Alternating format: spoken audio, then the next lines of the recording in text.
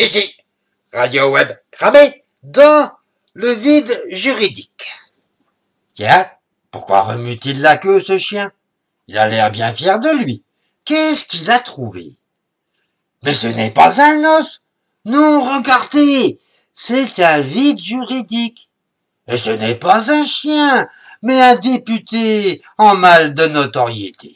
Comment est-ce possible, avec la mentalité socialiste qui a toujours régné en France, une administration aussi importante qui nous étouffe sous le poids des lois, des réglementations, des décrets et amendements, aussi divers qu'avariés, plus ceux de l'Union européenne, qu'un obscur député va enfin pouvoir sortir de l'ombre et mettre son nom sur une loi qui va combler ce vide.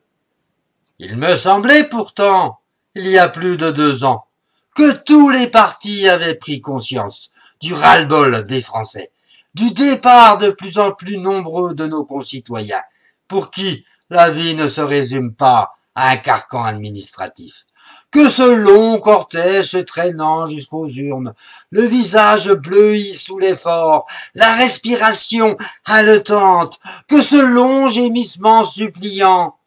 Nous voulons un peu d'air, plus de liberté, moins d'arrogance de la part des administrations, une vraie égalité en supprimant leurs privilèges, moins de corruption, un service garanti face à des monopoles qui nous traitent comme des chiens alors qu'ils nous coûtent si cher.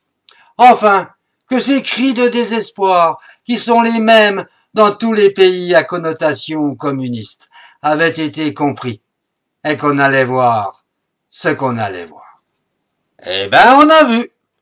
Non seulement ils continuent d'empiler les lois les unes par-dessus les autres, au mépris de notre Constitution, mais ils nous font croire qu'ils simplifient, tout en bouchant les derniers trous qu'ils arrivent encore à trouver. Supprimer quelques commissions, avec de grands renforts de communication, et en pleine nuit, avec les derniers députés encore célibataires, qui s'emmerdent et n'ont rien d'autre à faire, d'ajouter de petits amendements, qui ruinent résolument toutes leurs promesses dites précédemment. Donc, ne voyant pas arriver de résultat, mais que, en douce, ils font exactement le contraire de ce qu'ils disent officiellement, l'autre partie de la population les regarde avec circonspection, tout en se disant qu'ils ne feront aucune vraie action. Si bien qu'en ne satisfaisant aucun camp, cela explique en partie ce score si désolant. Mais nos élus sont tellement nombreux que la concurrence est aussi rude que sur YouTube. Et si pour moi, c'est de me distinguer en faisant le clown, pour eux, l'espoir de toute leur vie, l'aboutissement d'une carrière réussie, c'est bien de trouver, parmi ce fouillis incompréhensible, un petit espace de libre, pour enfin réglementer cet électron libre. Aussi pour eux, l'objectif de toute leur vie, confondant nos propres intérêts avec leur démagogie, est bien de pouvoir mettre leur nom sur ce petit espace de liberté qui nous aurait permis de garder un peu de notre libre arbitre et de notre dignité. C'est ce qui explique ce record d'impopularité.